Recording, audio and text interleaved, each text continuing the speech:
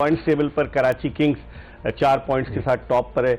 दूसरे नंबर पर पेशावर ज़ल्मी की टीम है और तीसरे नंबर पर अगरचे 2 पॉइंट्स हैं लाहौर कलंदर्स के, लेकिन लाहौर कलंदर्स का जो कि नेट रन रेट 1.5 का है, अगर आप नजर डालें तो वो इस तरह का है। कैसे देखते हैं, अभी तो शुरू हुए मैचेस, आइंदा आने वाले वक्त में ये पॉइंट टेबल में तब्दीली अमल में आ सकती है? बहुत ज़्यादा अभी जो बिल्कुल जो बॉटम पे है, देखें हैदराबाद किंग्स में वो अच्छी टीम है, अभी तक वो अपना खाता नहीं खोल पाया। पिंडीज ने एक मैच खेली है और पिंडीज की जो अगर आप बैटिंग लाइनअप देखें और इवन बॉलिंग भी अगर आप देखें तो बड़ी मतलब है कि बैलेंस साइड लगती है। मोहम्मद आमिर, नसीम शाह, फिर बैटिंग में आ जाए, रिजवान है, यासिर खान है, सैम बिलिंग्स है, मतलब अभी 1-2 नाम मेरे जहन से जा रहे हैं, कामरान गुलाम है, तो मतलब उनकी बड़ी बैलेंस साइड है। मोहम्मद रिजवान भी तो बैटिंग करते हैं। मोहम्मद रिजवान, यासिर खान ओपनर पहले ही बताए, तो वो अब वो भी आए हैं ऑस्ट्रेलियन के ख्वाजा उस्मान ख्वाजा भी आए हैं, तो और उनकी और बैलेंस हो जाएगी मेरे ख्याल से। एक्सपीरियंस से भरी हुई है पिंडीज, वाहिद बैटिंग के पॉइंट ऑफ व्यू से भी और बॉलिंग की अगर फास्ट बॉलिंग की बात करें तो उसमें भी नसीम शाह और मोहम्मद आमिर इतने एक्सपीरियंस प्लेयर हैं, तो मतलब अच्छी खासी एक्सपीरियंस उनकी टीम है। तो अभी बहुत ज्यादा ऊपर नीचे होगा। इस्लामाबाद यूनाइटेड है, कोयटा ने 2 मैचों में से 1 मैच जीता है, तो आई थिंक अभी आगे चल के हमें, बट इसके साथ साथ देखें पॉइंट्स टेबल में तो आएगा, लेकिन रन रेट बहुत इंप्रूव करना पड़ेगा। कि अगर आप देखेंगे 3 टीमें तो माइनस में है और उसके बाद जो सिर्फ एक टीम है लाहौर के अंदर, हालांकि 1 मैच हारी है और हालांकि उसने 129 रन बनाए हैं दूसरे मैच में अपनी दूसरी, लेकिन मतलब, उनका लेकिन 1.5 का उनका रन रेट है। हालांकि पेशावर ज़ल्मी ने 215 रन जो थे तो अचीव किए थे, फिर भी देखें 0 पे है, लेकिन उनका भी दूसरा मैच में शायद आज अगर अच्छा जीते 40-50 रन से मैच जीते शायद उनका भी प्लस में आता। तो आगे अभी देखने को हमें बहुत मिलेगा कि किसी के ज्यादातर सबके 2-2 मैच हो गए, सिर्फ 2 वाहिद टीम है जिनका 1-1 मैच हुआ है, मुल्तान सुल्तान और पिंडीज का। तो मेरे ख्याल से आगे हमें बहुत सारी चीजें देखने को मिली। मैंने कहा ना लैग जब कराची का शुरू होगा ना, असल पिक्चर वहां पर 8 अप्रैल से कराची का। और समी, आप तो कराची में क्रिकेट खेले हैं, आपको आज खबर बताऊं कि नेशनल स्टेडियम कराची की जो छत थी वो हटा दी गई है।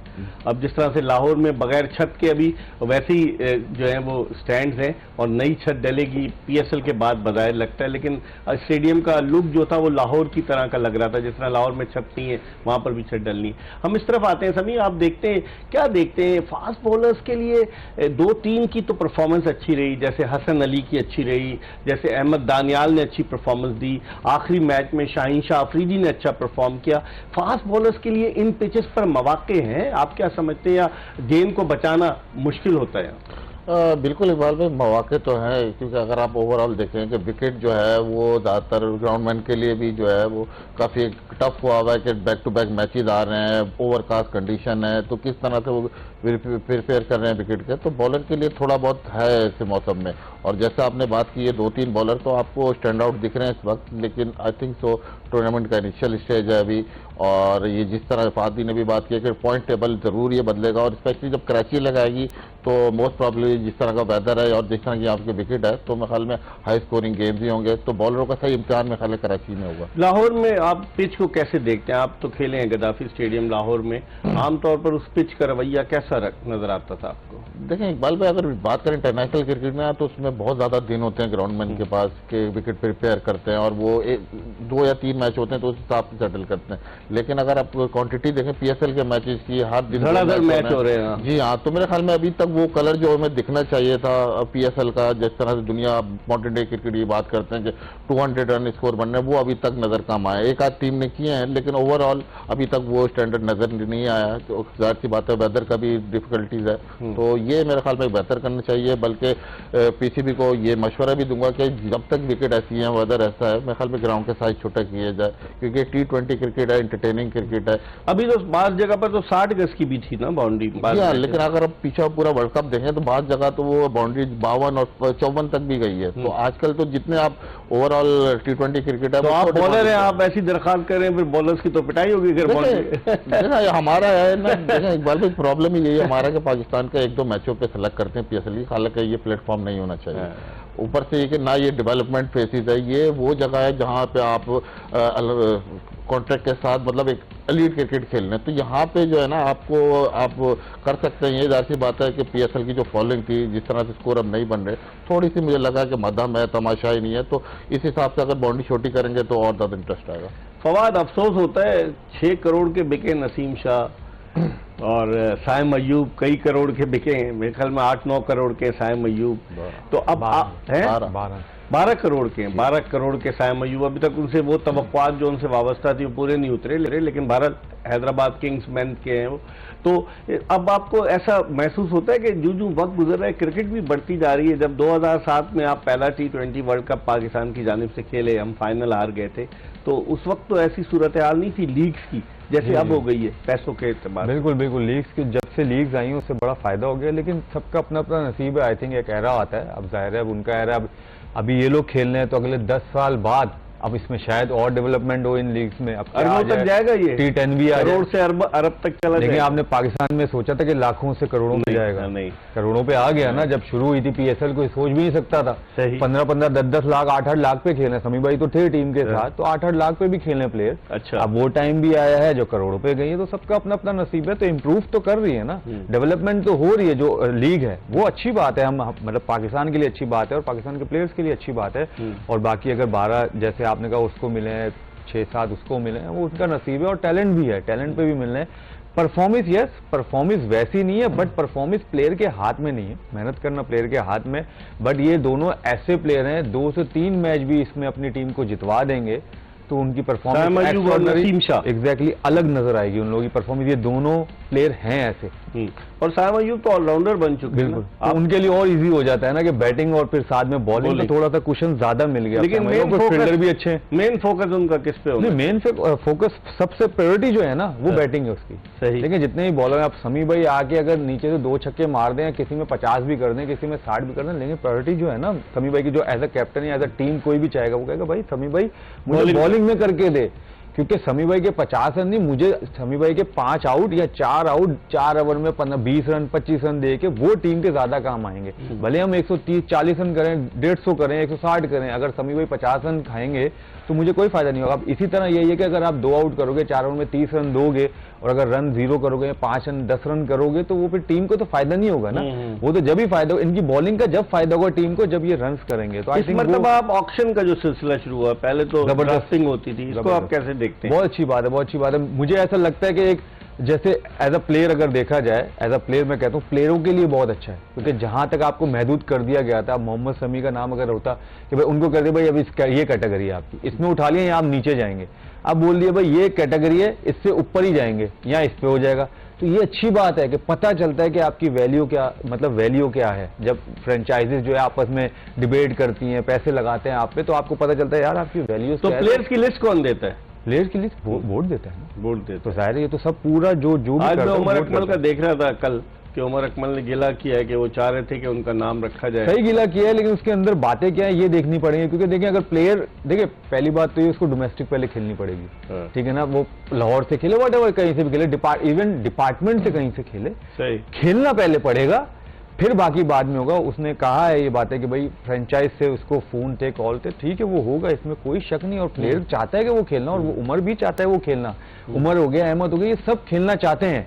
बट अब वो भी देखें, अगर अपनी जगह अगर बोर्ड को देखा जाए तो वो भी तो सही है कि आप डोमेस्टिक नहीं खेल, लेकिन अदरवाइज अगर फिर उमर और अहमद की आती तो फिर जो दूसरे लड़के बाहर से आगे खेल जाते, 41 साल का वो सडल खेल रहा है नहीं, वो फिर हाँ वो दोबारा जो दूसरे आगे खेल जाते, नहीं हमारे लोकल प्लेयर भी वो भी डोमेस्टिक नहीं खेले हुए, तो फिर आपने उनको डोमेस्टिक खेला, वही ना, मतलब आजम एग्जैक्टली। तो आप सबको फिर एक जैसा ट्रीट करो, और वो लोग तो इंटरनेशनल क्रिकेटर हैं और टेस्ट प्लेयर हैं और बड़ी खिदमात है पाकिस्तान के लोग, बड़े परफॉर्म किए इन दोनों ने। अच्छा समी, अगर हम देखें जिस तरह से ड्राफ्टिंग का खत्म हुआ सिलसिला, आप भी इब्तिदाई दौर से वाबस्ता रहे इस्लामाबाद यूनाइटेड के साथ, चैंपियन टीम का आप हिस्सा रहे इस्लामाबाद यूनाइटेड की, आपकी नज़र में ड्राफ्टिंग का फैसला सही, डीन जोन्स होते थे ना आपके कोच, है ना, तो ड्राफ्टिंग का फैसला आपकी नज़र में दुरुस्त था, या ये जो इस दफ़ा 10 साल के बाद ऑक्शन का सिलसिला शुरू किया गया? इकबाल भाई मेरे ख्याल में ये जो ऑप्शन का फैसला किया गया है बिल्कुल सही है, क्योंकि ओवरऑल अगर आप पीछे के 10 साल देखें तो एक सेट ऑफ प्लेयर थे जो कि फ्रेंचाइजीज से एफिलिएटेड थे। अब ये कि थोड़ा सा वो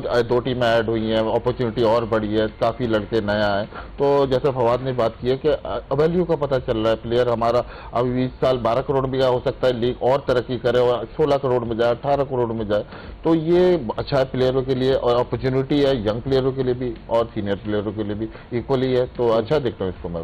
फवाद, अगर हम देखें, हम नसीम शाह पे जो फाइन हुआ, बाद लोग कह रहे हैं कि जो PSL की फ्रेंचाइज पिंडीज ने उसको लिया है ना 6 करोड़ से ज्यादा, 6 करोड़ 10 लाख या जितना, तो वो 2 करोड़ रुपए उसके वहां से डिडक्ट होंगे।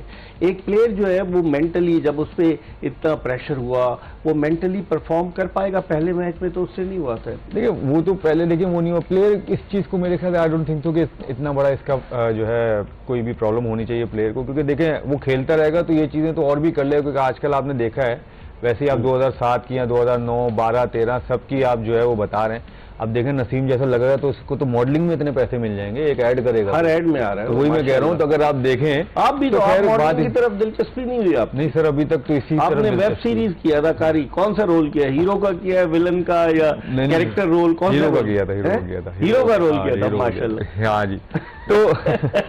तो दो जो आप कह रहे हैं नसीम शाह का, तो देखिए अब ये चीजें तो हुई हैं, पर इतना भी नहीं होना चाहिए था, मुझे ऐसा लगता है। वो कह रहा है, देखिए ये ट्वीट तो उसका जो था डिलीट हो गया, वो कह रहे हैं कि उसका जो ट्वीट था वो उसके सोशल मीडिया मैनेजर ने किया, जिसे पाकिस्तान क्रिकेट बोर्ड ने ब्लैक लिस्ट कर दिया और उस पर पाबंदी भी आयद कर दी, लेकिन खमियाजा भुगतना पड़ा। तो जो खिलाड़ी मैनेजर रखते हैं, आपका भी तो मैनेजर है ना? देखिए मैनेजर का काम है जो भी अब ये ट्विटर जो हैंडलिंग होता है, जो सोशल मीडिया जो भी हैंडलिंग करता है, अब वो सब जो है ये सब जो ट्विटर देखें, टू बी वेरी फ्रैंक, हम लोग की इतनी अच्छी इंग्लिश तो नहीं है ना कि मैनेजर, लेकिन ये आप देखें हम खुद बैठ के करेंगे, लेकिन ये बात फैक्ट है ना। ये नसीम शाह ने तो नहीं लिखी, लेकिन उसने इसमें कहा है कि मैं माजरत करता हूँ इस हवाले से कि सोशल मीडिया पे उसका वो हुआ।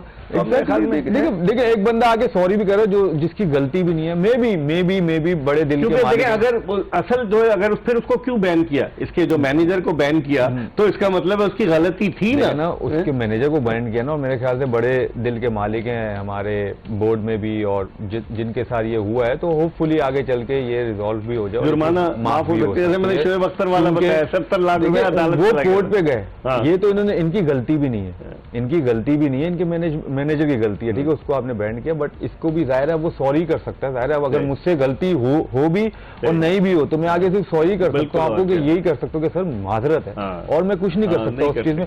बाकी आपके ऊपर है कि आप बड़े दिल के, कितने बड़े दिल के हो, आप माफी दे दोगे, नहीं दोगे तो वो कुछ। लेकिन आपका भी तो मैनेजर है, आपका मैनेजर ट्वीट करता है आपकी इजाजत लेकर या बगैर अपनी मर्जी से करता है? नहीं इजाजत लेकर करता है, मेरा दोस्त है तो वो हैंडलिंग करता है। जाहिर है मैंने कहा ना आपको, जैसे कि हमारी इतनी अच्छी ग्रामर तो है नहीं, तो भंड मान तो AI आ गई है। हाँ AI वगैरह तो उसने तो बहुत ज्यादा ही कर दिया, ऐसा लग रहा है फवाद इधर नहीं उधर बैठा हुआ है कहीं, तो ऐसा सब कुछ हो सकता है, वो पॉसिबल है, वीडियो भी बन जाती है। एग्जैक्टली सर, कुछ भी किसी के, मैं अभी इधर बैठा हूँ, शायद किसी और के साथ उधर बैठा हुआ AI में, कुछ पता थोड़ी है। आपने मैनेजर नहीं रखा अपने? था जब तक खेल रहा था, जब तक रखा था, अब नहीं, बिल्कुल अब नहीं है जी। तो फिर क्या उसको इंस्ट्रक्शन देते थे? या बाद लोग कहते हैं मैनेजर जो होता है वो तो जितना कट लेता है, जैसे अगर 10 लाख रुपए का कोई कॉन्ट्रैक्ट दिलाया तो उसमें उसको कमीशन भी तो जाता है। जी हाँ, बिल्कुल कमीशन जाता है। जी हाँ, मैनेजर। लेकिन जब अगर इस तरह की सिचुएशन आ जाए जिसमें उसने नसीम शाह को फंसवा दिया, ये तो बिल्कुल ही अनयूजुअल सिचुएशन है ना इकबाल भाई, ये तो मतलब समझने आने वाली पोजीशन है कि इसमें जैसे फवाद ने कहा, अगर ये गलती हो गई है मैनेजर से, तो एज अ प्लेयर हम क्या कर सकते हैं। लेकिन ये कुछ गाइडलाइन है जो PCB को भी फॉलो करानी है, और ये प्लेयर को भी चाहिए ना, मैनेजर को बताया कि भाई पॉलिटिकल वो स्टेटमेंट मत दो मेरे। इसको मैं एक चीज ऐड कर दूं, जो मैनेजर होता है ना जो हमारे किसी भी टीम का, तो वो रजिस्टर भी होता है। ये तो यहाँ ये रजिस्टर्ड था ना, जब भी तो PCB ने उसे ब्लैक लिस्ट किया है। मैं यही बात आपको कह रहा हूँ कि रजिस्टर्ड, अब रजिस्टर भी है, तो गलती प्लेयर की नहीं है। ठीक है, इस पर हम मजीद बात करेंगे। इस वक्त हम एक ब्रेक की तरफ बढ़े। जोश जगा दे एक्सप्रेस न्यूज की special transmission powered by Surf Excel. हम ब्रेक के बाद फवाद आलम और मोहम्मद समी के साथ दोबारा आपको ज्वाइन करेंगे, कहीं जाएगा नहीं। Stay tune to express news.